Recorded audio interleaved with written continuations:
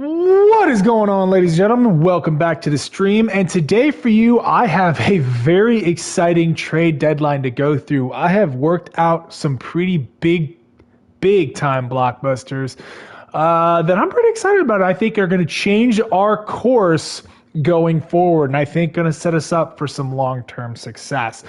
So the first thing I want to take you guys to is actually want to double back to our last episode. I remember I was not that excited about our draft class. It wasn't that great. I mean, I was a little bit disappointed how some of these guys panned out, but I did some looking throughout the league, and, looking at it, this actually was a pretty bad draft class. I mean, I did not see a lot of 80s at all on most of these teams. So in the end, I'm not too disappointed with how that draft class turned out. I wish it could have been a little bit better. I think we could have done a couple things differently, but overall, I think by comparison to the rest of the league, I think our draft was okay. So before we get to the deadline, I want to take you into how some of the guys have been performing. The first thing I want to do is I want to jump over to the Cincinnati Reds real fast, and I want to show you that we did DFA Sean Newcomb. His ERA was still like 7.5. So I was just getting tired of him. I wanted to try to push Luis Frias into the majors. I DFA'd him, and then I was able to trade him to the Cincinnati Reds. Did not get anything big in return. Let's go back to our team here real quick. And I got Jock Chu, I think is how you'd say that. Just a below average lefty, 26 years old. I needed some lefty depth in my bullpens. I don't have a ton of lefties in my organization. So I think it was just nice to get a guy that maybe could break into the majors. Not quite sure, but I was ready to move on from Sean Newcomb.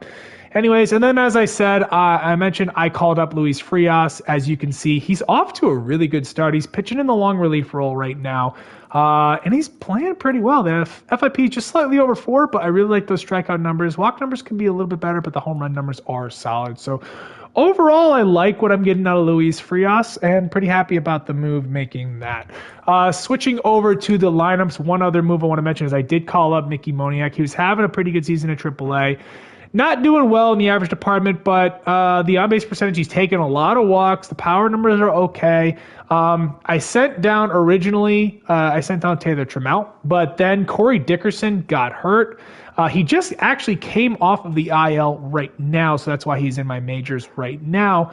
So Trammell has been playing in left field and not performing great either. So we may be looking to move Taylor Trammell at this deadline for something. We're not sure, so you'll just have to keep an eye out for that. So looking at some of the other guys, Santiago Espinal, he's been performing great. I mean, I love that slash lane. He's a pretty good staple at the top of our order. If some people have been inquiring about trading for him, I've saw a couple offers I liked. I just couldn't quite pull the trigger. I like Espinal too much. I think he's rock solid at the top of our lineup. And I didn't feel comfortable trading him, even though I did get some interesting offers. Mitch Haniger has been awful all year. We're going to try to trade him, and I'm going to show you if I can possibly trade him. We'll see. Yerman Mercedes, disappointing, really falling off compared to last year. Average is down, and the on-base percentage leaves a lot to be desired. Slugging percentage and the ISO are still doing well, so he's doing okay in that department. Really kind of disappointed to see what happened from 2022 to 2023 for him. Andujar, really on par with his career numbers. We're going to look to move him at the deadline because he is only a year of service time left. Overall, really strong season in the middle of our lineup as well. Nick Gordon cooled off from his hot start, but overall a pretty good year. Wish we could get some more walks in him. I noticed that we have a lot of guys in our lineup who cannot take walks. So that is a little problematic, something we might need to address in our future. Rene Pinto, been up and down. He's had some hot streaks. He's had some cold streaks. He's currently riding a cold streak right now. I've been happy with what I've been able to get out of him in the short term, but definitely not somebody we're going to rely on in the long term. Nicky Lopez, average is creeping up more near what I'm looking for. He's hitting 271, but I want at least 290 out of him. The WAR is at 2.6, so we're getting a lot of value out of him, so can't be too disappointed there. Corey Dickerson, as we showed you, has been having a great season. Again, another guy who doesn't take a lot of walks. He's gotten that potential bump to B, so we are going to trade him at this deadline, and I like the return. He's part of a little bit of a blockbuster, so just give you guys a little short preview of that. Lars Nootbaar, he can't really handle an everyday role, but whenever he's on the bench, he seems to hit pretty well. So I kind of like him as a fourth outfielder on this team. So I might just try to keep him in that role specifically. Kingery has been improved from the last video that we had there, but overall not a great season. I didn't work out a trade for him for this episode, but I might look after we are done to see if maybe there's somebody I might want to deal him to, because I don't know if I want to bring him back next year. He is done with his contract. He's only has a year of arbitration left, so I'm not sure if I want to keep him around. Okay, looking down at the AAA position, Dalton Kelly, I might have to get into the majors after this deadline just because, he's hit great for the last 2 seasons at AAA. Might want to see if he can do anything in the majors. Greg Deichmann is a guy I've been keeping an eye on. Those power numbers have been slipping a little bit, though. Gunnar Henderson is back on another cold streak. Not loving how he's been developing in this franchise, and that is problematic because he was our top 100 prospect. So he's still 21, so I'm not going to panic. He's already 70 overall, but not loving where he is right now. Carson Taylor came off of the injured list and having a pretty decent year for us as well. I like that. Will Robertson, we did push into AAA, not much to speak of there. Ivan Herrera's heated up, so that is promising. I like to see more power out of him, but that's okay. Jeter Downs, probably going to try to get him up in the second half of the season. Maybe give him an everyday second base role. I don't know. We'll see if we got an everyday role for him up there. Pretty good slash line at AAA. Happy to see that. Carter Keyboom is now on the bench. I can't stand him anymore. This guy has been awful. Was really hoping for even just moderate things out of him and hasn't paid off. Down here at AAA, JT Schwartz, pretty good season there. Love the on-base percentage, just below 400. I'd like to see more power out of him as a first baseman, but overall, good year. Carl Roeder, we moved him down in the lineup. He has started to hit a lot better, so that is promising. We've had a couple injuries at our AA position, so I will show you that. Kevin Made, not doing that great. Hopefully he picks it up. He has a strong second half of the season. Our first-round pick from last year, David Arellano.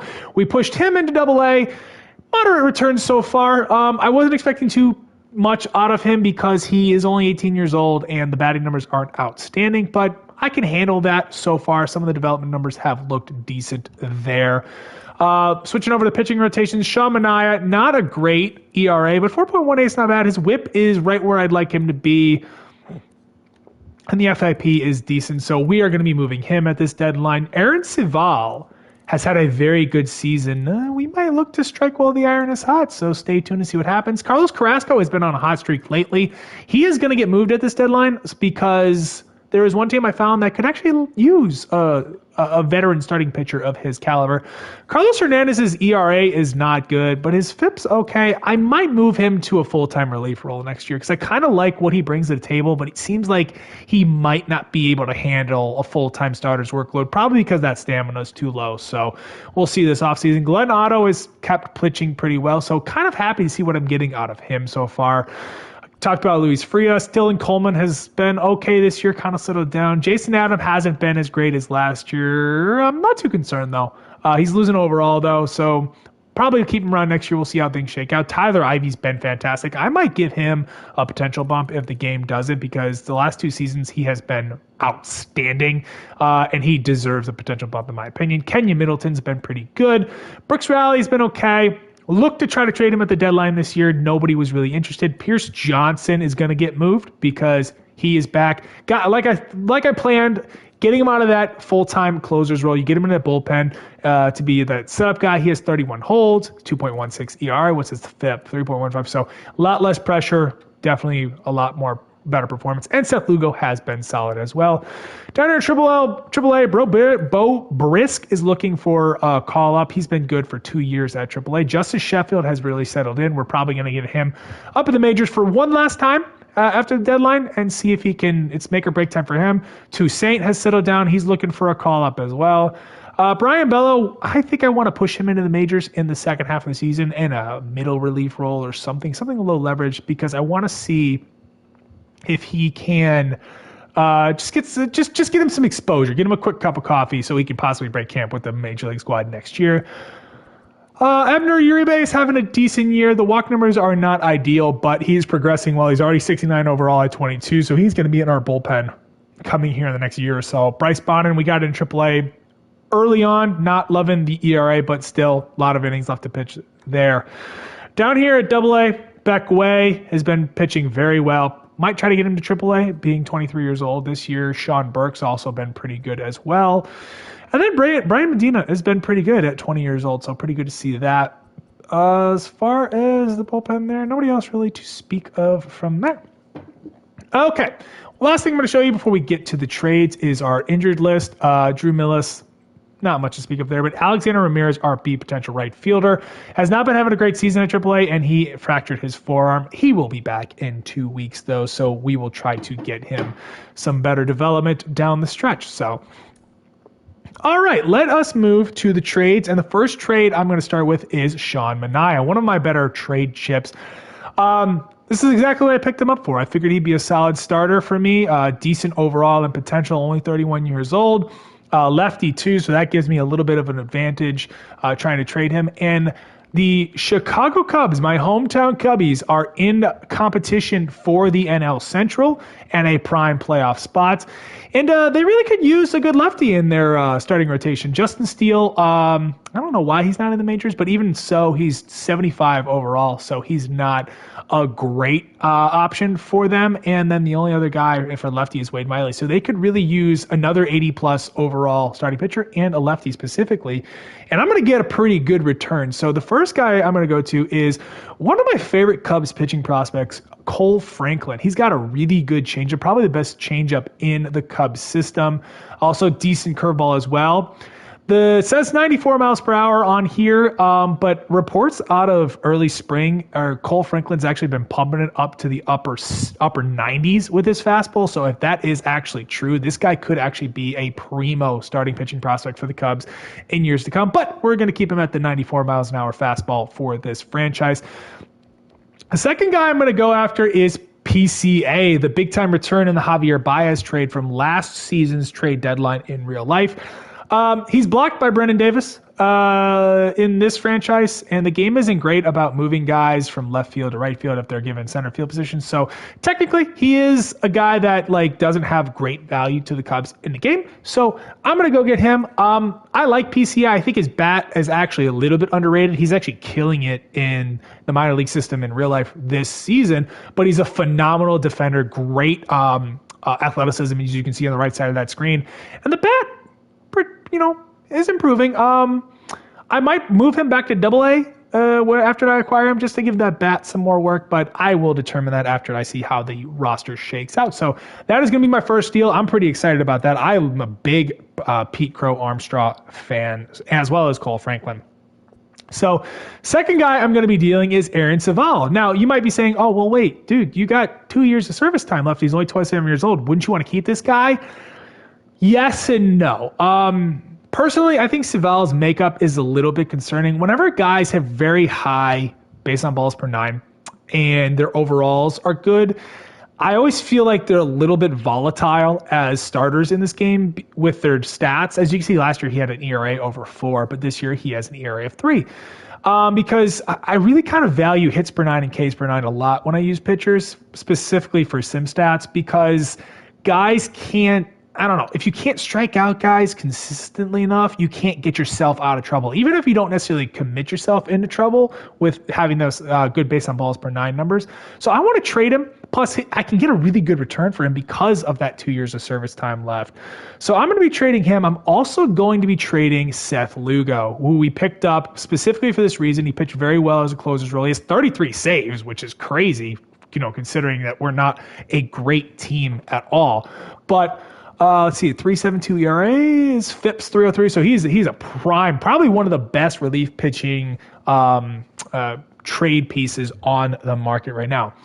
And I'm going to be trading him to those two guys to the San Francisco Giants. So the Giants have a decent rotation, but the problem is they're pretty stacked with lefties. So they have Rodon, they have Boyd, and they have Wood. So they have 3 lefties in their rotation already. And one of their 2 righties is Jacob Junis, who's not that great. You see that 4.52 ERA. And hey, they could always use another starting pitcher above 80. Plus, again, with that service time, Aaron Civale is a pretty good get for them. as well as they could use a little bit of bullpen help. Again, this is a team that's pretty stacked with lefties. They got Taylor Rogers, Jarlin Garcia at the back end of their bullpen there, so they could use one more righty reliever in their bullpen, and Seth Lugo is going to give that. And I'm going to get a pretty good return from them. I'm going to start with Kyle Harrison, who is an 87 potential. And, you know, this is a pretty big get for me because of that 87 potential. But again, Aaron Saval with those 2 years of service time left, that's very valuable to Major League Baseball teams. And then the other guy I'm going to go get is I'm going to get Elliot Ramos, who is already in the majors already, actually. He's having a pretty decent season, although only 17 at-bats, so not much to speak of quite yet for that.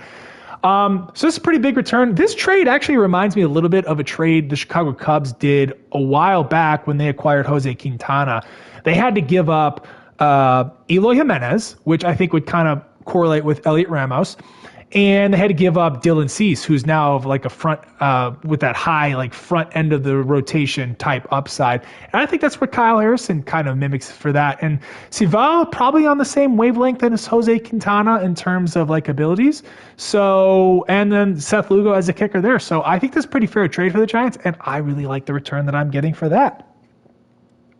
So the next trade I'm going to be making is Carlos Carrasco, which, as you guys see, for the second straight season, I'm trading pretty much my entire starting pitching rotation, which I don't know if I would necessarily think that that's a great idea, but, you know, we're going to do what we're going to do. I'm going to give some of the young guys shots in the rotation, so that's kind of what I wanted to do, and that's what I'm going to do. I'm also going to send Pierce Johnson, and the reason why this trade makes a lot of sense is I'm going to be trading them to the Pittsburgh Pirates, who are, let's actually back out of here real quick. Let's take a look at the standings. I did not expect this, but the Pirates are in the thick of things. They're 5 games back in the NL Central, but they are a game and a half back for that second wild card spot right there. And it's funny, I just noticed this. The first 3 teams in this wild card are all teams we're trading with in this video. So we'll see. I'm going to check back on this with the end of season episode. I want to see which of these 3 teams makes the playoffs or the Mets.